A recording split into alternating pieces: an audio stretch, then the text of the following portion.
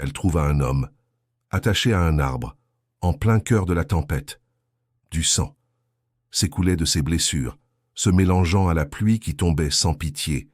Des écailles, vert foncé, brillaient sur son visage sous les éclairs, et quand elle s'approcha pour l'aider, il grogna « Affuyez !» avant qu'il ne revienne pour me tuer. Léa Dubois avait 26 ans, et elle venait de tout perdre. 2 furent. Plutôt, son patron l'avait virée, pas pour incompétence, pas pour retard, mais parce qu'elle avait refusé de sourire à un client qui avait osé poser sa main sur sa cuisse alors qu'elle servait le dîner. Quand elle s'était plainte, le patron avait ri. « Vous devriez vous sentir flatté », avait-il dit. « Les hommes comme ça laissent de généreux pourboires. » Léa ne se sentait pas flattée. Elle se sentait dégoûtée. Et quand le client avait recommencé, elle avait renversé une assiette de soupe à l'oignon, bien chaude, sur ses genoux. C'était satisfaisant. Pendant 3 secondes, exactement, jusqu'à ce que le patron la traîne à l'arrière et lui hurle dessus qu'elle était virée, qu'elle ne retrouverait plus jamais de travail dans aucun restaurant de la ville, qu'elle était une ingrate qui ne connaissait pas sa place. Si vous avez déjà eu l'impression que le monde se fiche de vous, que peu importe à quel point vous essayez de bien faire, vous finissez toujours par perdre. Alors, vous comprendrez ce que Léa ressentait à ce moment-là. Elle ne pleura pas. Elle avait arrêté de pleurer à 16 ans, quand sa grand-mère était morte dans ses bras, après une longue maladie. Depuis lors, Léa avait appris que les larmes ne changeaient rien. Seule l'action changeait les choses. Alors elle prit son sac à dos, avec ses seuls effets personnels, une photo de sa grand-mère, quelques vêtements, un grimoire de recettes de grand-mère que la vieille dame lui avait donné, et elle quitta le restaurant. La tempête commença 10 minutes plus tard. Ce n'était pas une pluie ordinaire, c'était le genre de tempête qui semblait personnel, comme si le ciel lui-même était en colère. Des éclairs zébraient l'obscurité toutes les quelques secondes. Le vent hurlait entre les arbres comme un animal blessé. Et Léa était au milieu de tout ça, sans parapluie, sans argent pour un taxi, sans personne à appeler. Elle aurait pu aller à la station de bus attendre que la tempête passe. Elle aurait pu chercher un abri dans un magasin. Mais quelque chose la poussait en avant, une sensation étrange dans sa poitrine, qu'elle ne parvenait pas à expliquer. Le chemin le plus court vers son appartement passait par le bois de Vincennes. La nuit, personne ne s'y aventurait. C'était dangereux. Tout le monde le savait. Mais Léa n'avait pas peur du noir. Elle avait peur de choses bien plus réelles. Comme ne pas pouvoir payer le loyer, comme manquer de nourriture, comme découvrir qu'à 26 ans, elle n'avait toujours pas trouvé sa place dans le monde. La forêt de chênes au centre du bois était ancienne. Certains arbres avaient plus de 200 ans. La grand-mère de Léa disait toujours que cet endroit avait de l'énergie, que des créatures anciennes habitèrent les ombres entre les troncs. Tordue, Léa avait toujours pensé que ce n'était que des histoires, jusqu'à cette nuit. L'éclair illumina la clairière en premier, et c'est là qu'elle le vit. Un homme attaché à un chêne gigantesque, des cordes noires comme de l'obsidienne enroulaient son corps, de la poitrine jusqu'aux chevilles. Sa tête pendait en avant, des cheveux noirs mouillés couvraient son visage. Du sang, beaucoup de sang s'écoulait de blessures sur son torse, tachant ce qui restait d'un costume, qui coûtait probablement plus que ce que Léa gagnait en 1 an. Elle aurait dû courir. N'importe qui de sensé aurait couru. Mais Léa fit un pas en avant, et un autre, et encore un autre. L'odeur du sang mélangé à la pluie emplit ses narines. Le vent hurlait autour d'eux, comme s'il essayait de l'avertir de quelque chose. Chaque instinct dans son corps lui criait de partir, mais les instincts de Léa n'ont jamais fonctionné comme ceux des gens normaux. Elle s'agenouilla dans la boue, tendit la main, toucha le visage de l'homme, et c'est là qu'elle vit des écailles. De petites écailles vert foncé brillaient le long de sa mâchoire, remontaient le long de ses tempes, jusqu'à disparaître dans ses cheveux, et, quand un autre éclair zébra le ciel, Léa vit de petites cornes, sombres, presque invisibles, partiellement cachées entre les mèches noires. Elle aurait dû crier, elle aurait dû courir, elle aurait dû faire n'importe quoi, sauf ce qu'elle fit. Léa prit son visage à deux mains et releva sa tête. Ses yeux s'ouvrirent, ambre et vert, avec des pupilles qui étaient verticales, comme celles d'un prédateur, comme celles de quelque chose qui n'était pas entièrement humain. « Fuyez !» chuchota-t-il. Sa voix était profonde, rauque de douleur, avant qu'il ne revienne pour me tuer. « Qui vous a fait ça ?» demanda Léa. Ses yeux s'écarquillèrent légèrement, comme s'il ne s'attendait pas à ce qu'elle soit encore là, comme s'il ne s'attendait pas à ce que quelqu'un, n'importe qui, s'arrête pour l'aider. « Peu importe, dit-il. Vous devez partir, est-ce maintenant? S'ils vous trouvent ici... » Léa regarda les cordes qui le retenaient. Elles étaient étranges, noires comme la nuit, avec des symboles argentés qui brillaient faiblement, même sous la pluie torrentielle. Elle essaya d'en tirer une. L'homme gémit de douleur. « Corde de fer noir, dit-il entre ses dents serrées. Faite pour emprisonner mon espèce? Votre espèce, répéta Léa. Un autre éclair, et cette fois, elle vit sa main. La droite était normale, humaine, pâle et forte. Mais la gauche était couverte d'écailles vert foncé. Les doigts se terminaient en griffes noires. C'était la main d'une créature de cauchemar ou d'un conte de fées. « Vous êtes... » commença Léa. « Allez-vous en... » interrompit-il. « Je ne suis pas votre problème. » Léa aurait dû être d'accord. Elle aurait dû se lever et partir. Mais quelque chose dans sa voix, quelque chose dans ses yeux, la fit s'arrêter. Ce n'était pas seulement de la douleur physique qu'elle voyait là. C'était quelque chose de plus profond, de plus ancien. C'était la douleur de quelqu'un qui avait renoncé à être sauvé. Léa connaissait ce regard. Elle le voyait dans le miroir tous les jours. « Je ne vais pas vous laisser ici pour mourir, » dit-elle. L'homme ferma les yeux. « Vous ne savez pas qui je suis, » murmura-t-il. « Si vous le saviez, vous ne diriez pas ça. »« Je me fiche de qui vous êtes, » répondit Léa. « Ce qui m'importe, c'est ce qui est juste. Et laisser quelqu'un se vider de son sang, attaché à un arbre, ce n'est pas juste. » Elle ouvrit son sac à dos. Ses mains tremblaient, mais pas de peur. De détermination. Le grimoire de recettes de grand-mère était trempé, mais elle connaissait ses pages par cœur. Écorce de saule pour la douleur, achillée millefeuille pour arrêter les saignements, racines de consoude pour les blessures. La forêt autour d'eux était remplie de ces plantes. Léa avait passé son enfance à apprendre à les identifier. Sa grand-mère disait que cette connaissance sauverait des vies un jour. Léa n'avait jamais imaginé que ce serait comme ça. Elle se leva et commença à chercher. La pluie rendait la vision difficile, mais ses doigts trouvèrent ce dont elle avait besoin. Feuilles, racines, écorces, tout ce que sa grand-mère lui avait appris. Quand elle revint, l'homme était en train de l'observer. « Qu'est-ce que tu fais ?» demanda-t-il. « Je te sauve la vie, » répondit Léa. « Maintenant, tais-toi. » Elle travailla rapidement, déchira des morceaux de ses propres vêtements pour faire des bandages de fortune, mâcha quelques feuilles jusqu'à former une pâte et l'appliqua sur les blessures les plus profondes. Grand-mère aurait été fière. L'homme ne dit rien.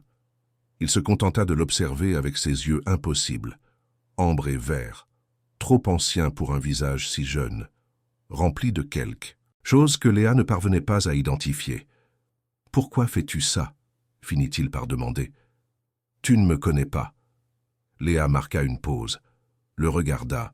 « Parce qu'une fois, dit-elle lentement, quand j'ai eu besoin d'aide, personne n'est venu, et j'ai juré que je ne serais jamais ce genre de personne. » Ses yeux changèrent. Quelque chose en eux s'adoucit, pendant une fraction de seconde, si rapide que Léa faillit ne pas le remarquer, et c'est à ce moment qu'elle entendit des pas, pas une paire, 3, peut-être 4, venant à travers le bois de Vincennes, des lanternes qui se balançaient entre les arbres malgré la tempête. Le corps de l'homme se tendit. « Ils sont de retour, » murmura-t-il. « Tu dois te cacher. » Léa ne bougea pas. « Ils vont te tuer, » dit-elle. « Probablement, » répondit-il. « Mais s'ils te trouvent ici, ils vont te tuer aussi. Et je ne... » Il hésita. « Je ne veux pas d'une mort de plus sur ma conscience. » Léa regarda autour d'elle. La clairière était trop ouverte. Il n'y avait nulle part où se cacher. Les pas se rapprochaient. Les voix aussi. « Il ne peut pas être allé loin, » dit quelqu'un. « Continuez à chercher. J'ai trouvé du sang. » Une autre voix. « La piste va par là. » Léa prit une décision. En moins d'une seconde, elle se leva, recouvrit l'homme de feuilles et de branches du mieux qu'elle put. La pluie aidait, lavant une partie du sang, assombrissant la scène.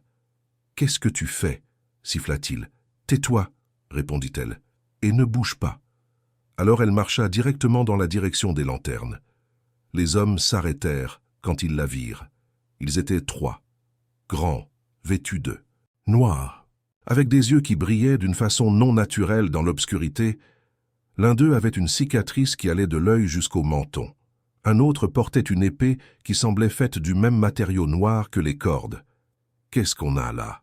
dit celui avec la cicatrice. « Une humaine perdue dans les bois. » Léa fit de son mieux pour jouer la fille effrayée. Ce n'était pas difficile. Une partie d'elle était genuinement terrifiée.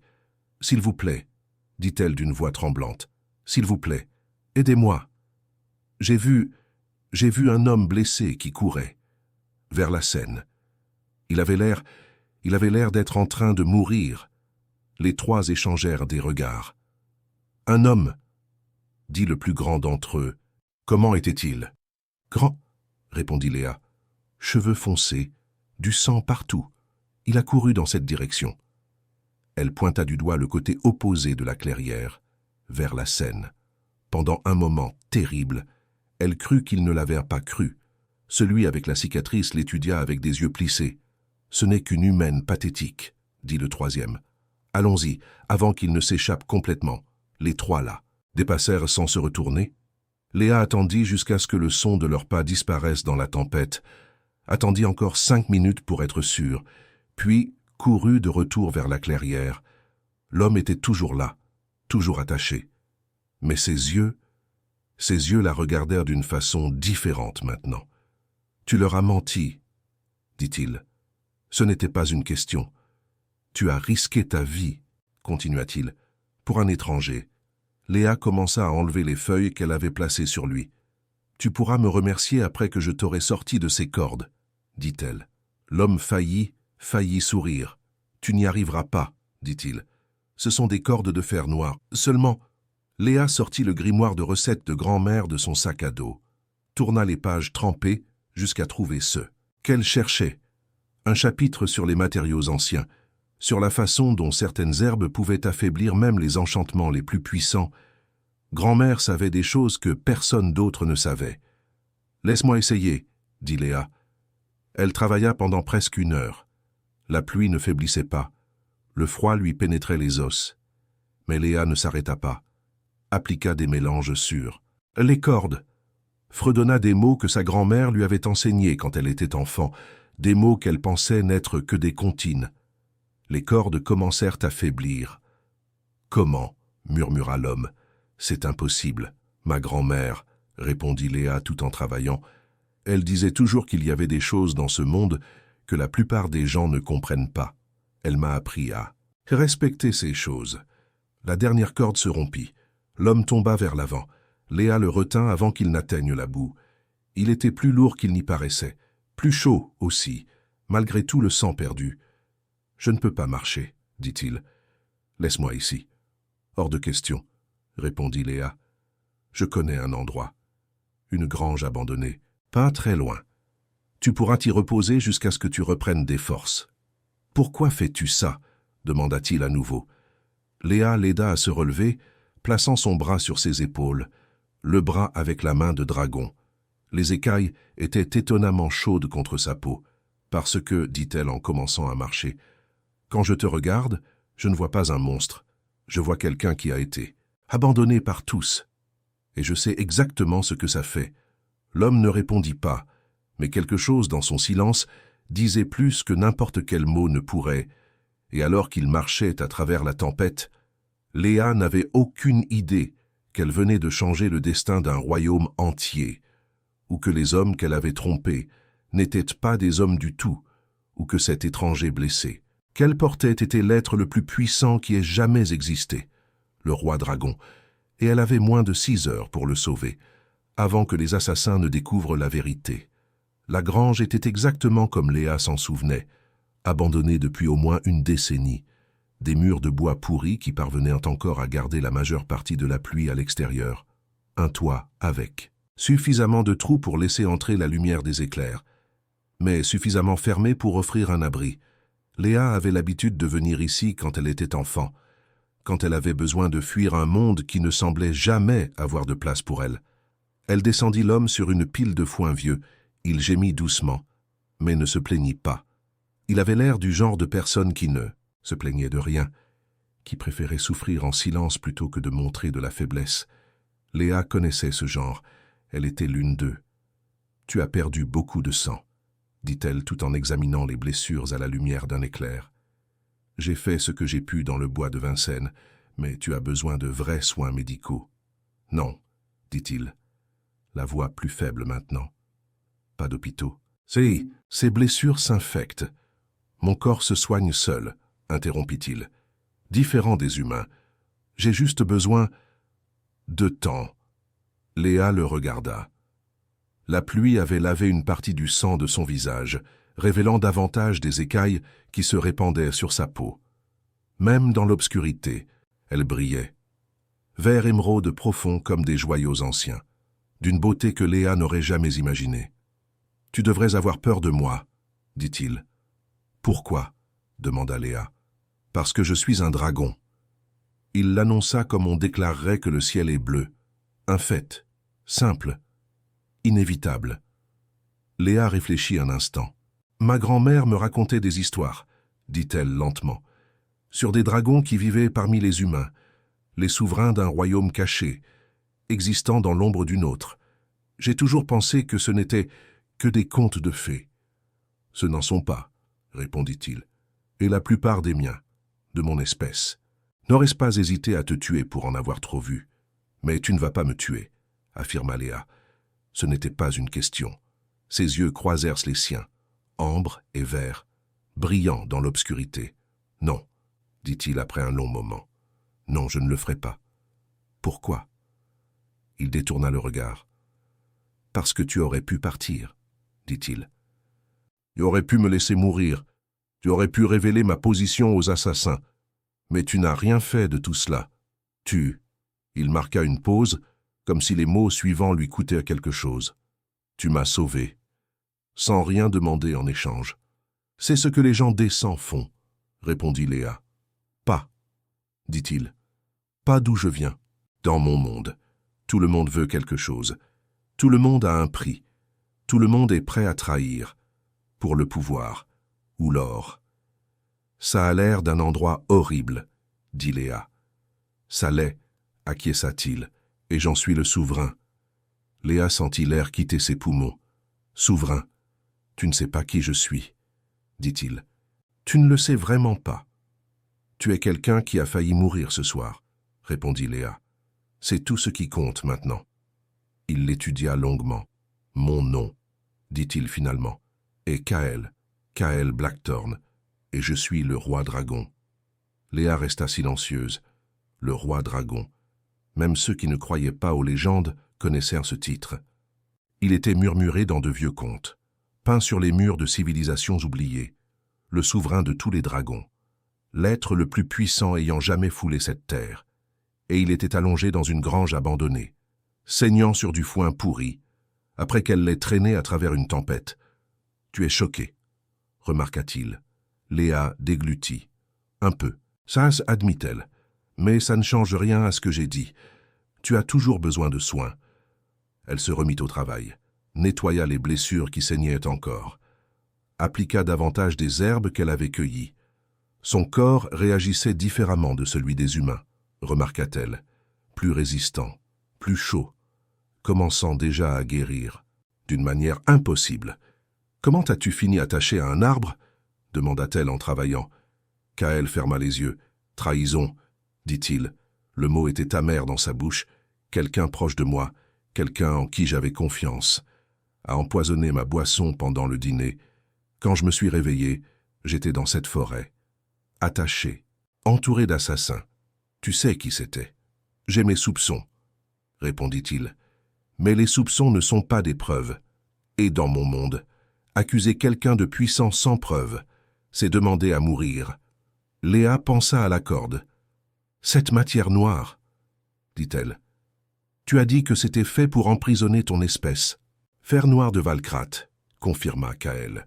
Seule la famille royale a accès à cette matière, ce qui signifie que celui qui m'a trahi est quelqu'un de très proche du trône.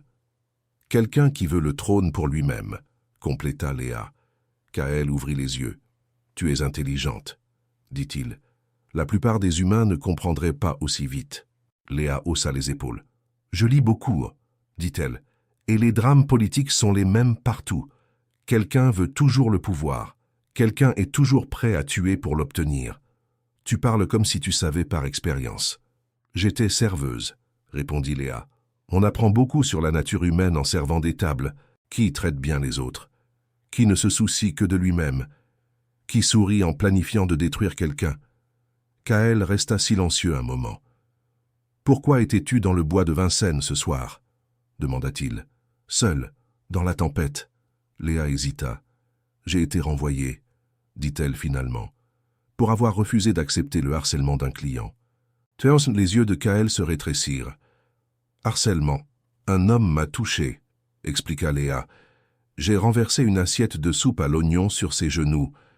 Mon patron m'a renvoyé pour ça. » Quelque chose traversa le visage de Kael, quelque chose de sombre et de dangereux. « Quel était le nom du restaurant » demanda-t-il.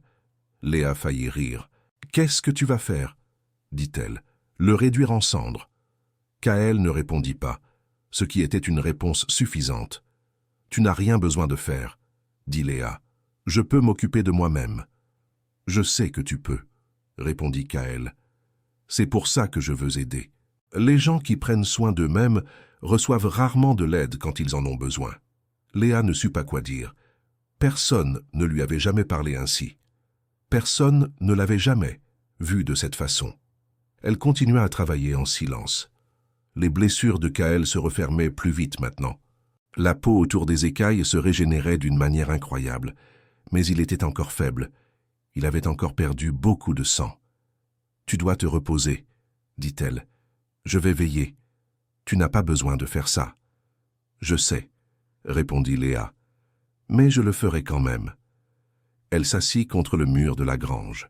La tempête rugissait toujours dehors, mais elle semblait lointaine maintenant, moins réelle que l'homme, le dragon, allongé à quelques mètres d'elle.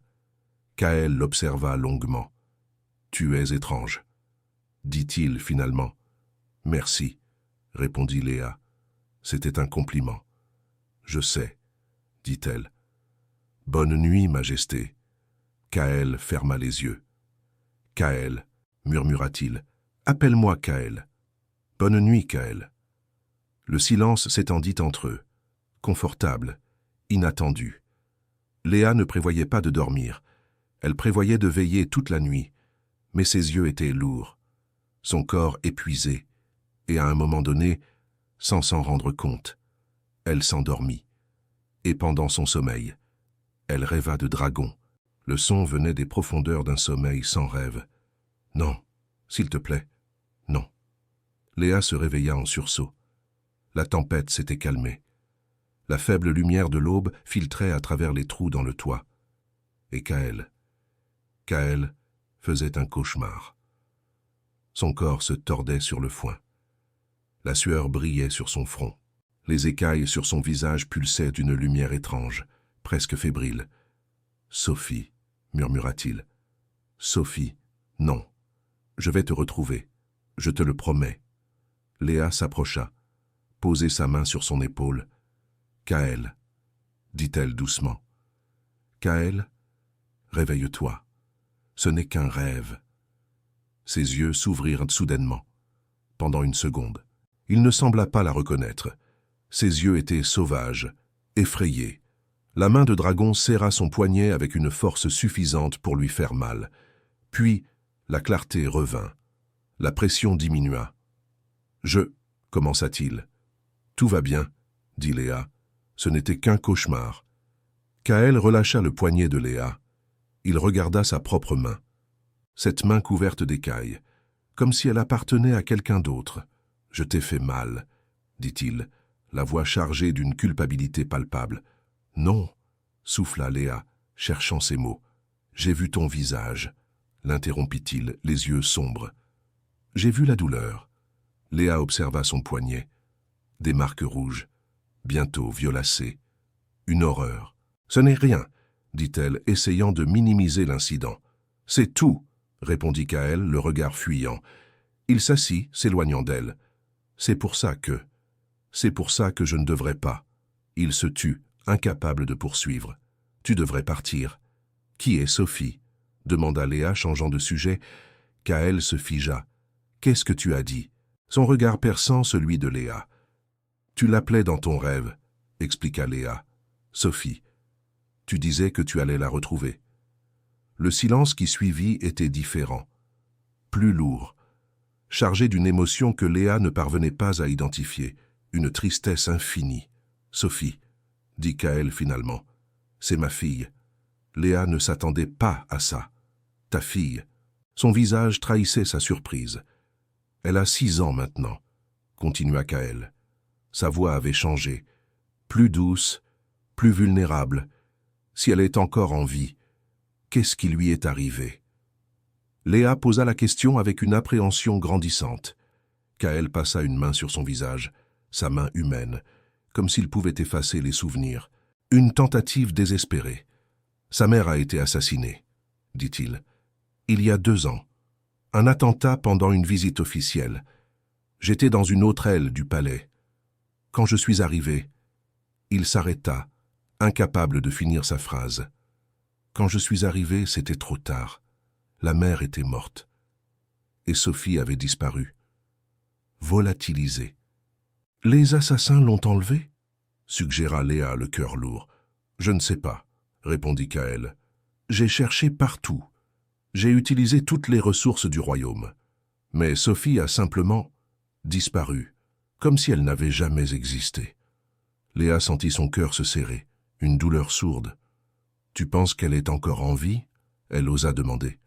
Kaël leva les yeux vers le toit de la grange, vers les trous qui laissaient entrevoir un ciel qui commençait à s'éclaircir. « L'aube naissante, je le sens, » dit-il. « Il y a une connexion entre un père dragon et sa progéniture, faible, distante. Mais elle existe toujours. Alors oui, je crois qu'elle est vivante, quelque part. » Léa pensa à sa grand-mère, à la douleur de perdre quelqu'un qu'on aime, à l'espoir impossible que, d'une manière ou d'une autre, on le reverra. « Tu vas la retrouver, » dit-elle, avec conviction. Kaël la regarda. Ses yeux cherchaient la vérité.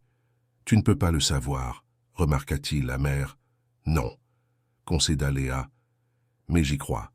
Et parfois, croirais le premier pas, vers l'impossible. » Quelque chose traversa le visage de Kaël. Une émotion qu'il ne montrait probablement à personne, de la vulnérabilité, de la gratitude, et peut-être, juste peut-être, un début d'espoir, l'espoir renaissant. « Tu es bizarre, » dit-il de nouveau comme un reproche. « Tu l'as déjà dit. C'est toujours vrai. » L'affirmation était catégorique. Léa sourit légèrement, un sourire timide. « Comment tu te sens ?» demanda-t-elle. « Les blessures? La fièvre? »« Mieux, » répondit Kaël, encore faible. « Mais mieux, tes herbes ont fonctionné d'une manière que même les guérisseurs de mon royaume ne peuvent pas.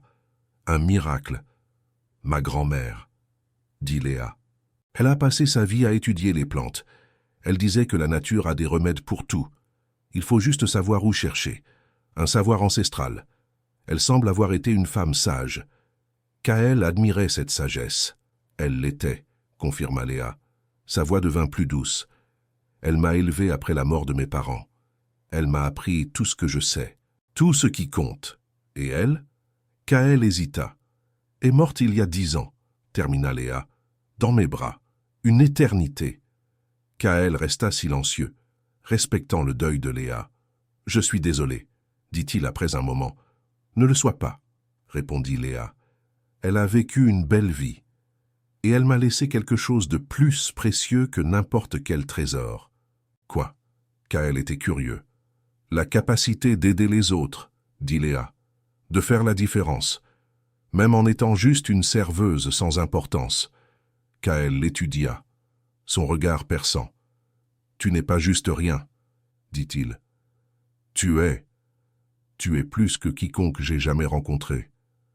Léa sentit son visage chauffer. Elle rougissait. Tu délires, dit-elle. C'est probablement la fièvre. Je n'ai pas de fièvre. Il avait l'air parfaitement lucide. Alors c'est la perte de sang. Elle essayait de rationaliser. Léa. Kaël prononça son nom avec une intensité nouvelle.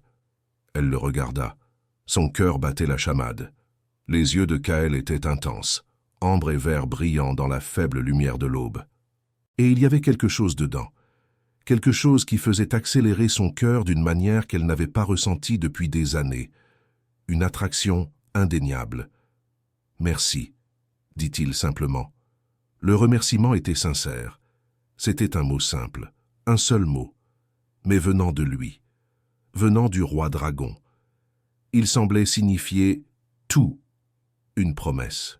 Léa détourna le regard, gênée par l'intensité de son regard. « Tu pourras me remercier quand tout ça sera fini, » dit-elle, « quand tu seras en sécurité, quand tu auras retrouvé ta fille. Une mission. » Kaël ne répondit pas. Son silence était lourd de sens, mais ses yeux ne la quittèrent pas. Il était captivé. Et c'est alors que quelque chose tomba de la poche intérieure de son manteau déchiré, un objet petit, métallique, brillant faiblement dans la lumière du matin, une relique du passé. Léa se baissa pour le ramasser. Un mouvement rapide. C'était un médaillon, un bijou précieux, rond, doré, avec un symbole gravé qu'elle connaissait des livres d'histoire. Un dragon enroulé autour d'une couronne, le blason de la famille royale, un symbole de pouvoir, la preuve finale de qui il était réellement, l'ultime confirmation. Léa tenait le médaillon avec des mains tremblantes. La peur la gagnait. Elle connaissait ce symbole. Par cœur. Tout le royaume le connaissait. Un symbole d'espoir et de crainte. Et maintenant, tenant la preuve dans ses mains, elle comprit le poids réel de ce qu'elle avait fait, les conséquences de ses actes. Elle n'avait pas sauvé seulement un homme blessé, un simple passant. Elle avait sauvé le roi dragon, le souverain. Et les assassins qu'elle avait trompés ne s'arrêteraient pas tant qu'ils n'auraient pas terminé le travail. Une chasse impitoyable. « Kaël, » dit-elle lentement, « qui d'autre était au courant du dîner d'hier soir? Qui d'autre avait accès à ta boisson ?» La question était directe. Kaël regarda le médaillon dans ses mains. Son visage se durcit. « Seuls mes conseillers les plus proches, » répondit-il. « Et parmi eux. » Il fit une pause. « Qu'est-ce que tu insinues ?» La suspicion grandissait. Charlesa ouvrit le médaillon. À l'intérieur, il y avait une petite photo. Une photo précieuse. Une fille. Cheveux foncés. Yeux qui étaient un mélange d'ambre et de vert. Un héritage. Sophie. Léa murmura le nom. « Cette photo, » dit Léa.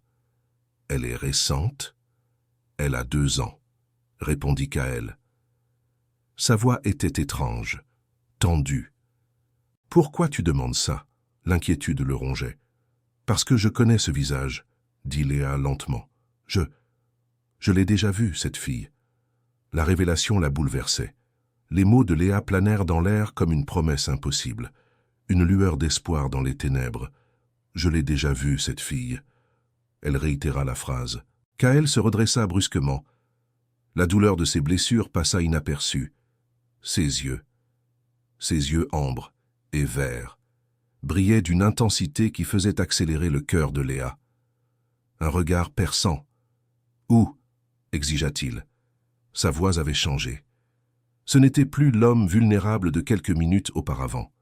C'était le roi dragon, le souverain qui exigeait des réponses. « Où as-tu vu ma fille ?» L'espoir le dévorait. Léa sentit un poids sur ses épaules. La responsabilité de redonner espoir à quelqu'un qui n'osait probablement plus espérer. Un fardeau lourd. « Il y a un orphelinat, » dit-elle lentement, « du côté et de la ville, le foyer des enfants perdus. J'y allais quand je travaillais dans un restaurant à proximité. J'apportais des restes de nourriture. Les enfants n'avaient pas grand-chose et j'aimais. J'aimais aider, un geste de bonté. Continue, insista Kaël. Il voulait connaître la vérité. Il y avait une fille là-bas, continua Léa. Elle est arrivée il y a environ 2 ans. Personne ne savait d'où elle venait. Elle est apparue à la porte de l'orphelinat au milieu de la nuit, seule, couverte de sang. Elle ne parlait pas, ne faisait aucun son. Les employés disaient qu'elle était muette. Un mystère insondable. Sophie n'était pas muette, Kaël le savait. Sa voix était étrange, étranglée. Une certitude. « Je sais », répondit Léa, parce qu'une fois, une seule fois, je l'ai entendu parler. C'était quand un autre garçon l'intimidait. Elle a chuchoté quelque chose, si bas que je l'ai à peine entendu. Elle a dit « Papa va venir ». Kaël ferma les yeux. L'émotion le submergeait. Quelque chose a brillé dans ses yeux avant qu'il ne les ferme. Quelque chose qui aurait pu être une larme, si les dragons pleuraient. « Comment était-elle » demanda-t-il, la voix presque un murmure maintenant. « Cheveux foncés », dit Léa. Des yeux qui n'étaient pas d'une seule couleur.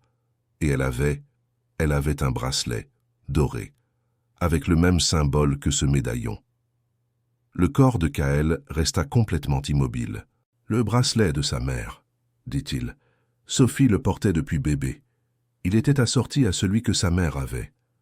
Léa sentit son cœur s'accélérer. « Kaël, » dit-elle, « si Sophie est dans cet orphelinat, je dois y aller. » L'interrompit-il. Maintenant. Il essaya de se lever, faillit y parvenir, mais son corps céda. Et Léa dut le retenir avant qu'il ne tombe. « Tu as du mal à tenir debout, » dit-elle. « Tes blessures ne sont pas encore complètement cicatrisées, si tu y vas comme ça. »« Ça m'importe peu, » dit-il. « Ma fille est à des kilomètres d'ici, vivante. Et j'irai la chercher, même si je dois ramper. » Léa le regarda. Elle vit le père désespéré derrière le roi puissant. Elle vit 2 ans de recherche, d'espoir perdu, de nuit sans dormir.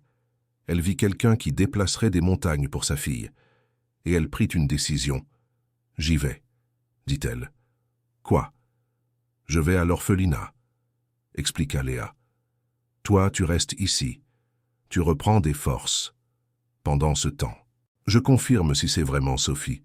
Et si c'est le cas, je te l'amène. » Kaël l'étudia. « Pourquoi ferais-tu ça ?» demanda-t-il. « Tu as déjà tellement fait. »« Parce que je sais ce que c'est, » répondit Léa, « de perdre la seule famille que l'on a. Et s'il y a une chance que tu retrouves la tienne, je ferai tout mon possible pour que ça arrive. » Quelque chose changea sur le visage de Kaël. Quelque chose s'adoucit. Il étendit la main humaine, et toucha le visage de Léa. Le toucher était doux, presque révérencieux. « Tu es la personne la plus extraordinaire que j'ai jamais rencontrée, » dit-il. Léa sentit son visage chauffer. « Tu délires encore. »« Je ne délire pas, » répondit-il. « Et Léa, » il fit une pause, « quand tout ça sera fini, quand ma fille sera en sécurité, je trouverai un moyen de te remercier, vraiment. » Léa ne savait pas quoi dire. Alors elle acquiesça simplement. Elle prit son sac à dos, se prépara à sortir. Mais avant qu'elle puisse faire un pas, la porte de la grange s'ouvrit avec fracas. Et ils étaient là, 3 silhouettes, vêtues de noir, avec des yeux qui brillaient dans la lumière du matin. Le même trio que Léa avait berné la veille, et derrière eux, un 4e homme. Celui-ci était différent, plus âgé, cheveux grisonnants impeccablement peignés, un sourire qui n'atteignait pas les yeux, vêtu comme un noble, avec un manteau brodé d'argent. « Eh bien, dit-il, la voix était douce comme du venin. Il semble que notre petit problème n'ait pas été aussi bien réglé que je le pensais. » Kaël se plaça devant Léa, même blessée, même ayant du mal à tenir debout. Il la protégea de son propre corps. « Victor, » dit-il. L'homme plus âgé sourit davantage. « Majesté, » répondit-il. Le mot était une moquerie, vous semblez, bien moins imposant que d'habitude. Le venin a fait son travail, à ce que je vois. Vous, commença Léa. Ah, l'humaine, l'interrompit Victor. Les assassins m'ont parlé de vous. La serveuse courageuse qui a menti pour le sauver. Que c'est mignon, que pathétique. Il fit un geste aux 3 hommes. Tuez-la, dit-il nonchalamment. Mais faites-le lentement. Je veux qu'il regarde. Léa sentit son sang se glacer. Non, grogna Kaël. La voix avait changé. Plus profonde, plus dangereuse, si vous la touchez. Qu'allez-vous faire, Majesté? Se moqua Victor. Vous avez du mal à tenir debout. Votre pouvoir est épuisé. Vous êtes pathétique. Les 3 assassins avancèrent. Léa regarda autour d'elle, cherchant une issue, une arme, n'importe quoi. Et c'est alors qu'elle vit. Le grimoire de recettes de grand-mère était tombé de son sac à dos la veille, ouvert à une page qu'elle n'avait pas remarquée auparavant, une page sur les herbes de protection, et dans le coin, une annotation de la main de sa grand-mère. Pour les urgences, mélangées avec le feu. Léa agit par instinct. Elle prit les herbes qu'elle avait encore dans sa poche, les jeta au sol, et avant que quiconque puisse réagir, alluma l'allumette qu'elle emportait toujours avec elle. L'explosion n'était pas grande, mais la fumée était dense et noire, suffocante. Les assassins reculèrent en toussant. Victor cria quelque chose d'inintelligible, et Léa attrapa le bras de Kaël. « Cours !» dit-elle. Ils coururent, ou plutôt, Léa courut, traînant Kaël avec elle. Il était encore trop faible pour se déplacer rapidement, mais l'adrénaline aidait, la fumée aidait, et peut-être, juste peut-être, la volonté de vivre aidait aussi. Ils s'enfoncèrent dans le bois de Vincennes. Derrière eux, des cris de fureur résonnaient. « Trouvez-les !» La voix de Victor perçait l'air. « Trouvez-les et rapportez-moi la tête de l'humaine. » Léa ne regarda pas en arrière. Elle courut seulement, et courut, et courut. Pendant combien de temps? Elle ne le savait pas. Des minutes qui semblèrent des heures. Les cris s'éloignaient, la forêt se densifiait. Finalement, quand elle n'en pouvait plus, elle s'arrêta. Ils étaient dans une partie du bois de Vincennes que Léa ne connaissait pas, plus ancienne, plus sombre. Les arbres ici étaient gigantesques, des ancêtres qui avaient vu des empires naître et mourir. Kaël s'appuya contre l'un d'eux. Sa respiration était irrégulière. Du sang frais tachait les bandages que Léa avait faits. « Tu saignes de nouveau, » dit-elle. « Ça n'a pas d'importance, » répondit-il. « Tu nous as sauvés, encore. » Léa s'assit sur la terre humide. Ses jambes tremblaient, ses mains tremblaient. Tout tremblait. « Victor, » dit-elle, « c'est le traître. »« Mon conseiller le plus ancien, » confirma Kaël.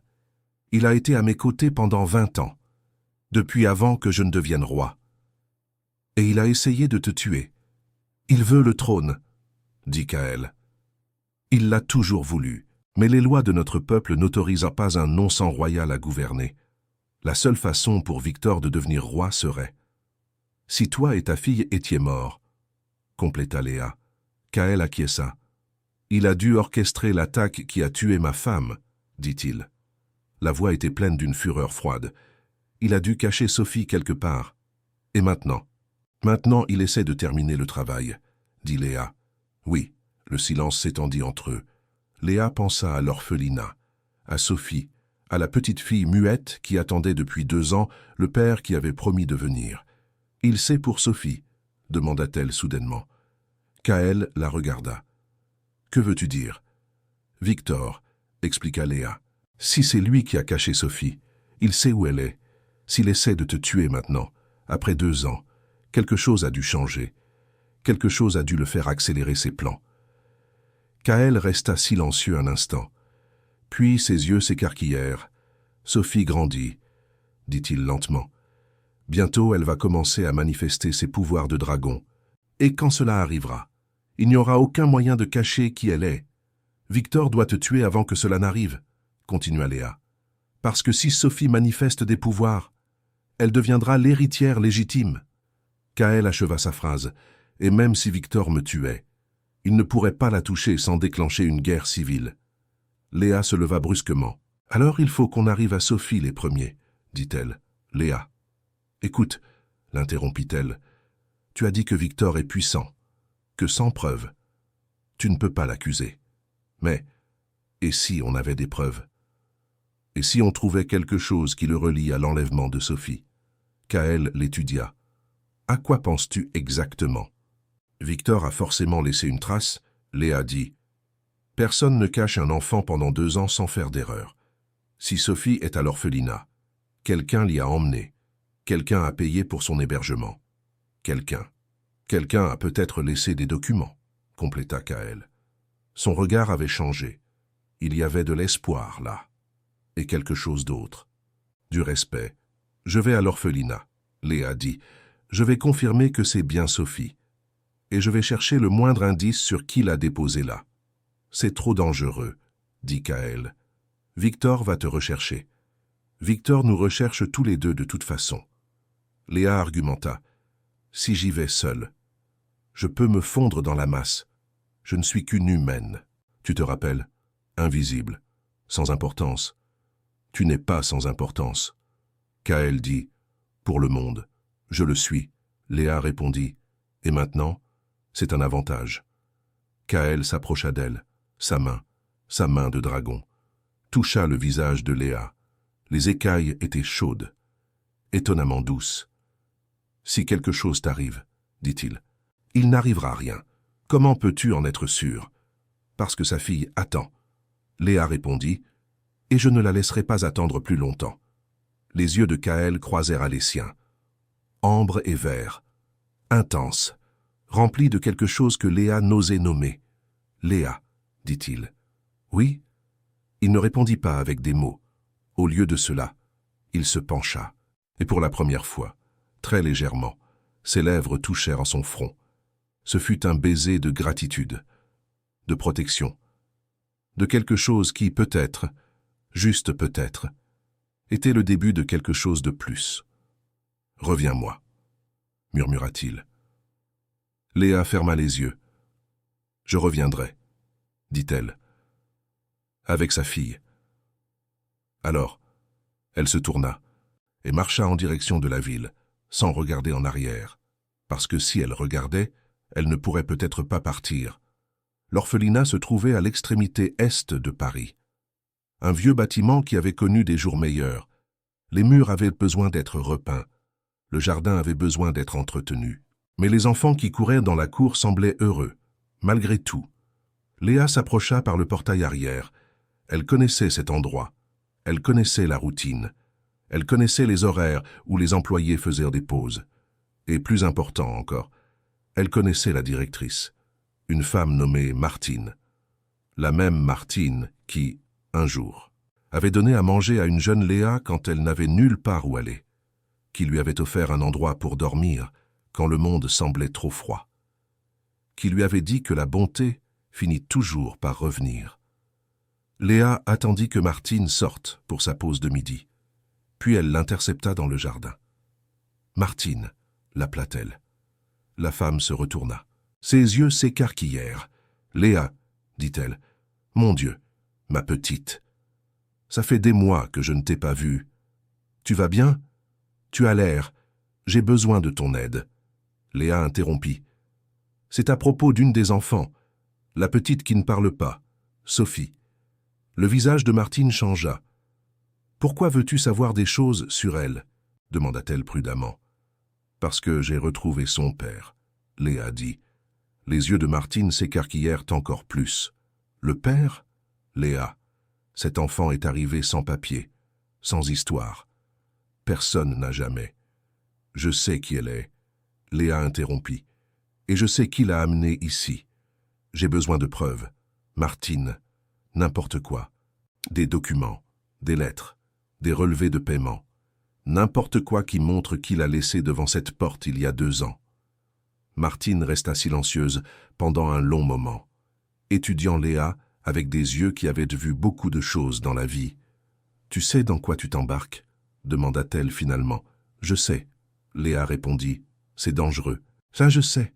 Tu pourrais mourir. Je le sais aussi. » Martine soupira. « Viens avec moi. dit-elle. Elles entrèrent par le portail arrière, traversèrent des couloirs vides, arrivèrent à un petit bureau rempli de vieux dossiers. Martine ouvrit un tiroir verrouillé. « Quand la petite est arrivée, dit-elle en cherchant, il y avait un homme avec elle. Il n'a pas beaucoup parlé. Il a dit que l'enfant avait été trouvé dans la rue, qu'elle n'avait pas de famille. Il a laissé un don généreux et est reparti. Tu as vu son visage ? Demanda Léa. Non. Martine répondit. Il portait une capuche, mais il a laissé ça. Elle tira une enveloppe du fond du tiroir. Léa l'ouvrit. À l'intérieur, il y avait une lettre, et à la fin de la lettre, un sceau. Un dragon enroulé autour d'une épée. Ce n'était pas le sceau royal, c'était différent. Mais Léa le reconnut quelque part de récent. La cape de Victor. Il avait le même symbole, Léa. Martine dit « Qu'est-ce que ça signifie ?» Ça signifie. Léa répondit lentement que j'ai la preuve dont j'avais besoin. Elle rangea la lettre dans sa poche. « Où est Sophie maintenant ?» demanda-t-elle.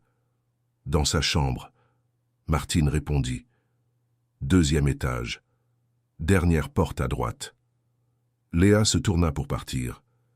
Mais Martine la retint par le bras. « Léa, » dit-elle. « Qui est le père de cet enfant ? La vérité. » Léa hésita. Puis décida de faire confiance. « Le roi dragon, » murmura-t-elle. Les yeux de Martine s'écarquillèrent. « Dieu miséricordieux, » murmura-t-elle. Léa monta les escaliers. Le couloir du deuxième étage était silencieux. La plupart des enfants étaient encore dans la cour. Seules quelques portes étaient ouvertes. La dernière à droite était fermée. Léa prit une profonde inspiration, frappa légèrement. Aucune réponse. Elle ouvrit la porte. La chambre était petite. Un lit simple, une commode ancienne, une fenêtre donnant sur le jardin. Et assise sur le lit, une petite fille, cheveux foncés, yeux qui étaient un mélange impossible d'ambre et de vert, un bracelet doré au poignet gauche. Sophie.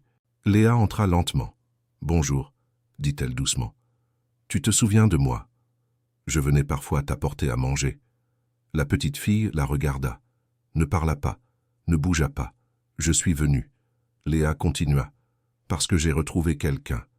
Quelqu'un qui te cherche depuis très longtemps. » Les yeux de Sophie s'écarquillèrent légèrement. Son père. Léa dit, « Le roi dragon, il est vivant. Et il veut tellement te voir. » La réaction fut instantanée. La petite fille qui ne parlait pas depuis 2 ans. La petite fille que tous croyaient muette, ouvrit la bouche et prononça un seul mot. « Papa. » La voix était rauque, faible à cause du manque d'usage. Mais elle était réelle. Léa sentit des larmes lui monter aux yeux. « Oui, » dit-elle. « Papa, il t'attend. Est-ce que je peux t'emmener à lui ?» Sophie se leva, se dirigea vers Léa et prit sa main. La petite main était chaude, confiante, la main d'une enfant, qui entrevoit enfin l'espoir, après 2 longues années d'obscurité. « Allons-y, » dit Léa. Elles descendirent les marches de l'escalier. Marthe les attendait, près de la porte de derrière.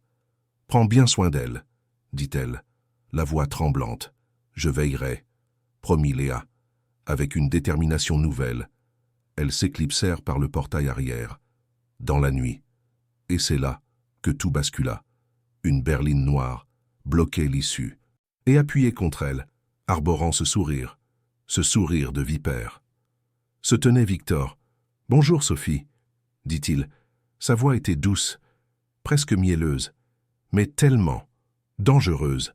« Ça fait longtemps que l'on ne s'est pas vu. » Sophie se recroquevilla derrière Léa, tremblante comme une feuille. « Victor, » articula Léa, serrant les poings. « L'héroïne humanitaire, » railla-t-il, avec un rictus dédaigneux. « Vous nous avez causé pas mal de soucis, saviez-vous ? Mes hommes sillonnent encore le bois de Vincennes, à la recherche du roi. Mais, quand un de mes indiques m'a rapporté qu'une femme posait des questions sur la gamine, à l'orphelinat, » il sourit. Lentement, cruellement. J'ai su, exactement, où vous trouvez. Léa plaça Sophie, complètement derrière elle, formant un rempart. Laissez cet enfant tranquille, lança-t-elle, défiant le regard de Victor. Ou quoi? Victor laissa échapper un rire rauque. Vous allez encore me renverser de la soupe à l'oignon dessus? J'ai entendu parler de l'incident. Au bistrot. Très divertissant. Vous ne gagnerez pas, affirma Léa, la voix ferme, malgré la peur qui la tenaillait. Oh, que si. Victor fit un pas en avant. J'ai déjà gagné. Le roi est blessé, isolé, à bout de force. L'héritière est juste devant moi. Et vous? Il la dévisagea avec un mépris glacial. Vous n'êtes qu'une simple humaine, c'est pathétique, qui ignore sa place. Il fit un geste, un signe imperceptible. 2 hommes, robustes, patibulaires, sortirent de la voiture, silencieusement. Attrapez la gamine, ordonna Victor, sans ciller, et éliminez la femme. Léa scruta les alentours, désespérément. Aucune issue, aucun moyen de se battre. Il n'y avait qu'elle. Et Sophie. Et cette lettre, précieuse, cachée dans sa poche. La lettre, qui prouvait tout. Léa prit une décision, rapide, irrévocable. Si elle devait mourir, elle mourrait, en faisant ce qui était juste. Sophie, murmura-t-elle, sans jamais quitter Victor des yeux. Tu te souviens du chemin vers le bois de Vincennes, là où se dressent les vieux chênes? La fillette hocha la tête, timidement.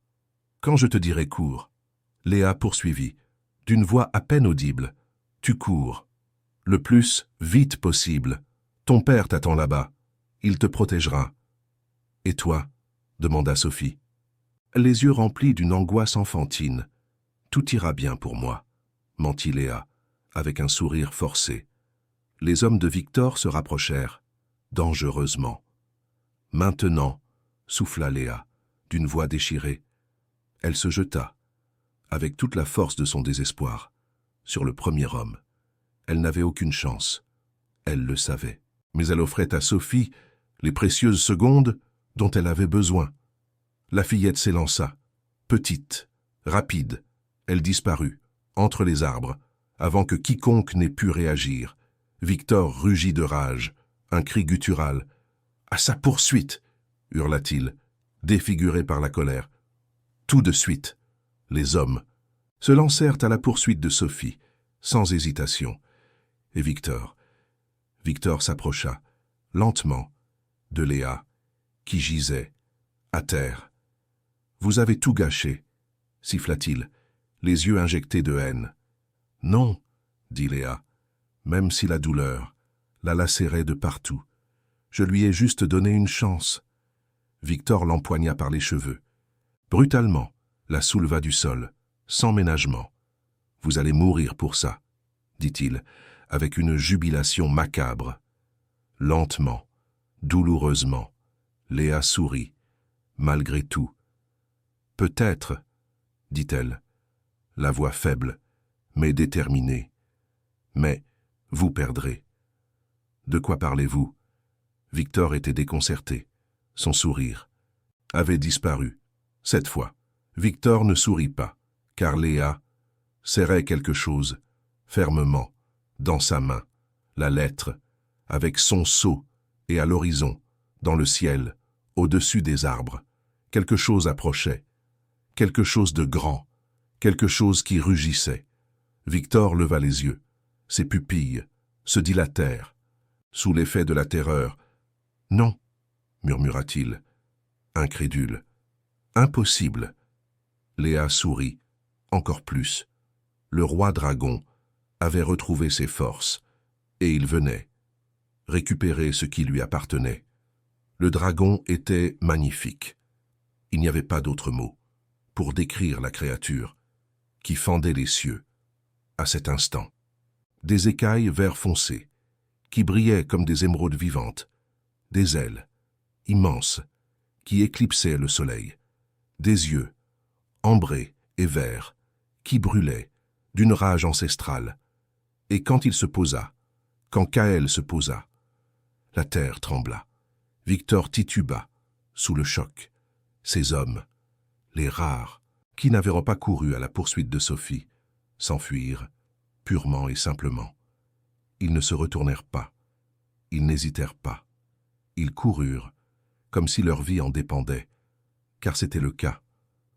Le dragon se transforma, en un clin d'œil. La créature gigantesque laissa place à l'homme. Kaël Blackthorn, le roi dragon, debout, dans toute sa gloire, vêtu d'une armure qui semblait faite d'écailles solidifiées. Ses yeux croisèrent d'abord ceux de Léa. « Ça va » demanda-t-il. Sa voix était douce, câline, aux antipodes de la fureur qui l'animait quelques secondes plus tôt. « Oui » répondit Léa, soulagée. « Sophie, elle a couru dans le bois de Vincennes, » dit Léa. « Je lui ai dit d'aller vous chercher. Quelque chose changea dans le regard de Kaël. « Je l'ai trouvée, » dit-il. « Elle est en sécurité. Mes gardes veillent sur elle. » Léa sentit les larmes monter. Elle ne chercha pas à les retenir. Kaël se tourna vers Victor. L'homme n'avait plus reculé. Il n'y avait plus d'échappatoire. Il était pris au piège entre le roi, qu'il avait tenté d'assassiner, et le mur de l'orphelinat. « Majesté » commença Victor. Son sourire était toujours là, mais tremblant, désormais. « C'est un terrible malentendu. Je ne faisais que... » « Que quoi » l'interrompit Kaël. Sa voix était froide, comme de la glace. « Que tenter d'éliminer la femme qui m'a sauvé la vie, que séquestrer ma fille. Pendant 2 ans, qu'assassiner ma femme. » Victor devint livide. « Je n'ai jamais. »« Léa, » dit Kaël, sans quitter Victor des yeux. « Avez-vous trouvé quelque chose ?» Léa brandit la lettre. « Avec son sceau, » dit-elle. « La preuve que c'est lui qui a placé Sophie à l'orphelinat. La preuve qu'il savait où elle se trouvait, depuis le début. » Victor fixa la lettre. Son visage exprima plusieurs émotions en quelques secondes. La peur, la rage, le désespoir. Et puis, quelque chose d'inattendu. Il se mit à rire. Un rire amer. « Vaincu, 20 ans, » dit-il. 20 ans à servir la famille royale. 20 ans à être traité comme un inférieur. 20 ans à entendre dire que je ne serai jamais assez bien parce que je n'ai pas le sang bleu. C'était donc ça, dit Kaël, l'ambition. Non, répondit Victor, pas seulement l'ambition, la justice. J'étais meilleur que votre père, meilleur que vous, mais je n'ai jamais eu ma chance parce que je suis né dans la mauvaise famille. Vous avez tué ma femme, dit Kaël. Victor ne nia pas. Elle a découvert mes plans, dit-il. Elle allait tout vous révéler. Je n'avais pas le choix. Et Sophie? Kaël poursuivit. Une enfant. Que a-t-elle fait pour mériter 2 années de solitude? Elle n'était qu'une garantie, dit Victor. Tant que je ne savais pas si vous pouviez être manipulé. J'avais besoin d'un atout, mais vous... Il regarda Kaël, avec ce qui aurait pu être du respect dans une autre vie. Vous n'avez jamais cédé. Vous n'avez jamais abandonné vos recherches.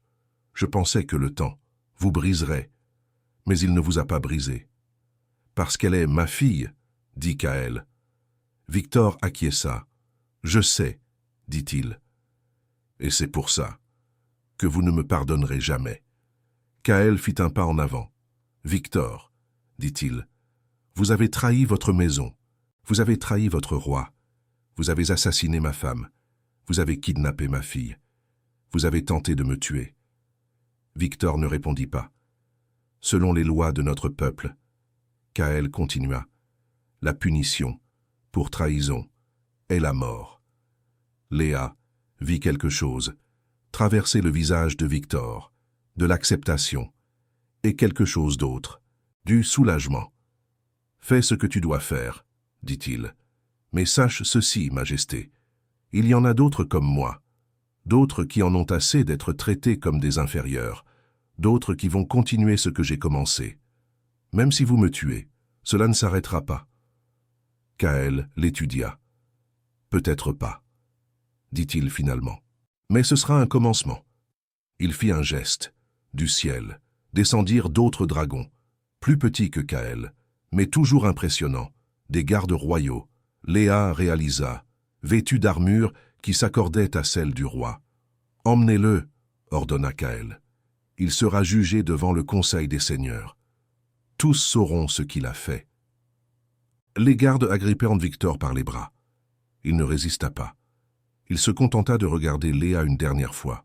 « Toi, dit-il, tu as tout changé, une humaine sans importance, sans pouvoir, sans rien. Et tu as tout changé. » Léa le regarda. « Peut-être, dit-elle. Est-ce justement pour ça que j'y suis parvenu, parce que je n'avais rien à perdre. Victor fut emmené, et alors, seulement alors. Kaël se permit de se relâcher. Il se tourna vers Léa. L'armure d'écaille se dissolut, ne laissant que des vêtements simples. Il paraissait las, épuisé, mais ses yeux brillaient d'une lueur que Léa n'avait jamais vue auparavant. La Pex. « Vous avez réussi, dit-il. Vous avez vraiment réussi. »« Nous avons réussi, corrigea Léa. »« Non, dit Kaël. C'est votre œuvre. Depuis l'instant où vous m'avez rencontré dans le bois de Vincennes, depuis l'instant où vous avez décidé d'aider un étranger, vous avez tout changé. » Il s'approcha. Sa main de dragon aux écailles vert foncé, toucha le visage de Léa. Elle ne recula pas. « Comment puis-je vous remercier ?» demanda-t-il. « Vous n'avez pas besoin. »« Je dois, » insista-t-il. « Vous m'avez sauvé la vie. Vous avez retrouvé ma fille. Vous avez démasqué le traître. Vous m'avez rendu tout ce que j'avais perdu. » Léa le regarda. Dans ses yeux ambres et verts, dans ses écailles qui brillaient doucement, dans l'homme derrière le roi. « Peut-être, » dit-elle lentement. « Pourriez-vous commencer par me dire votre nom, le vrai, pas le titre, juste, vous. » Kaël sourit. C'était un sourire différent, plus doux, plus réel. « Kaël, » dit-il. « Juste Kaël. »« Enchanté, Kaël, » dit Léa. « Je suis Léa, juste Léa. Je sais qui vous êtes, » répondit-il. « Et vous n'êtes pas juste Léa. Vous êtes la femme la plus extraordinaire que j'ai jamais rencontrée. » Léa sentit son visage chauffer. « Vous devez arrêter de dire ces choses. »« Pourquoi ? Parce que je pourrais commencer à y croire. »« Vous devriez y croire, » dit Kaël, « parce que c'est la vérité. » Il se pencha, et cette fois, quand ses lèvres rencontrèrent les siennes, ce ne fut pas sur le front. Ce fut un vrai baiser, doux, gentil, rempli de promesses que Léa n'osait croire. Quand ils se séparèrent, il y avait des larmes dans ses yeux. Pas des larmes de tristesse. Des larmes de quelque chose qu'elle avait oublié qui existait. L'espoir. Papa. La voix venait de derrière eux. Léa et Kaël se retournèrent en même temps. Sophie était là, dans les bras d'une garde dragon. Les mêmes yeux ambre et verts que son père, les mêmes cheveux sombres, le même bracelet doré que Léa avait remarqué à l'orphelinat. Et elle parlait. « Papa, » dit-elle de nouveau. La voix était faible, incertaine, mais réelle. Kaël lâcha Léa. Il marcha vers sa fille. Il tomba à genoux. Et quand Sophie sauta dans ses bras, quand père et fille se retrouvèrent enfin après 2 ans, Léa vit quelque chose qu'elle n'oublierait jamais. Le roi dragon pleura. Pas en silence. Pas avec honte. Des larmes coulèrent sur son visage alors qu'il étreignait Sophie de toutes ses forces, alors qu'il lui chuchotait des excuses pour avoir mis tant de temps, alors qu'il lui promettait qu'il ne la laisserait plus jamais partir. Et Sophie ne répétait que le même mot. Papa, papa, papa. Comme si elle voulait rattraper 2 ans de silence en un seul instant. Léa regarda de loin, sentant qu'elle était témoin de quelque chose de sacré, de quelque chose de privé, de quelque chose qui n'avait rien à voir avec les rois, ou les pouvoirs, ou la politique. Juste un père et sa fille. Enfin, réunis. Le jugement de Victor eut lieu 3 jours plus tard. Léa fut invitée. Plus qu'invitée. Elle fut pratiquement sommée de comparaître. Kaël dit qu'elle devait être là, que tous devaient connaître le rôle qu'elle avait joué. La grande salle du palais Blackthorn était différente de tout ce que Léa avait jamais vu. Des piliers d'obsidienne qui s'élevaient jusqu'à un plafond si haut qu'ils disparaissaient dans l'obscurité. Des chandeliers de cristal qui brillaient de flammes qui n'étaient pas d'un feu commun. Des tapisseries qui racontaient des histoires de dragons depuis le début des temps. Et les seigneurs. Des dizaines. Tous sous forme humaine, mais avec des caractéristiques qui révélaient leur vraie nature. Des écailles subtiles, des yeux qui brillaient. Certains avec de petites cornes comme celles de Kaël, d'autres avec des griffes qui ne se cachaient pas complètement. Léa se sentit terriblement humaine au milieu d'eux, terriblement petite, terriblement insignifiante. Mais alors Kaël entra, vêtue de ses vêtements royaux, la couronne d'écailles sur sa tête, Sophie à ses côtés, tenant sa main de dragon sans aucune peur. Et quand il vit Léa dans la foule, il sourit, juste pour elle, et soudain. Léa ne se sentit plus insignifiante. Le jugement fut bref. Victor ne nia rien. Debout devant le conseil, il confessa tout. Le poison, l'enlèvement de Sophie, l'assassinat de la reine, 20 ans de conspiration. Et quand Léa fut appelée à présenter la lettre, quand elle lut à voix haute les mots qui condamnaient Victor, le silence dans la salle fut absolu. « C'est impossible », dit l'un des seigneurs. « Victor a toujours été loyal. »« La fidélité peut être feinte », répondit Kaël.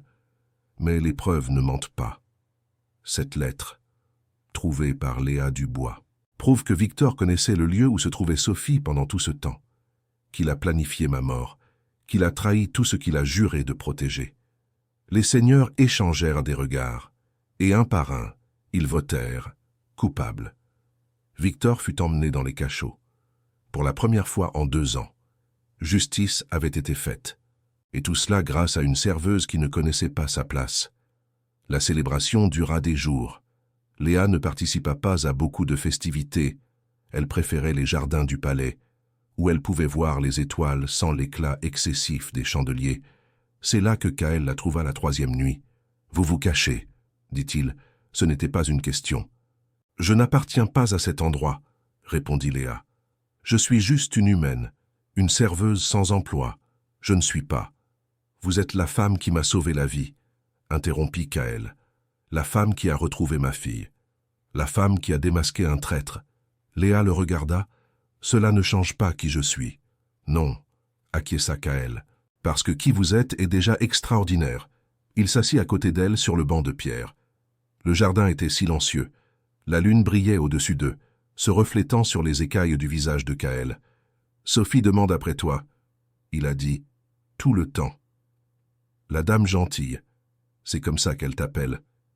Celle qui m'a trouvé. » Léa sourit. « C'est une enfant incroyable. » « Oui. » Kaël acquiesça. « Mais elle est terrifiée. Le monde qu'elle connaissait s'est effondré. Sa mère est partie. Son père a été présumé mort. Elle a passé 2 ans silencieuse, sans savoir si quelqu'un viendrait. » Léa pensa à la fillette, à sa petite main serrant la sienne, alors qu'elle fuyait l'orphelinat.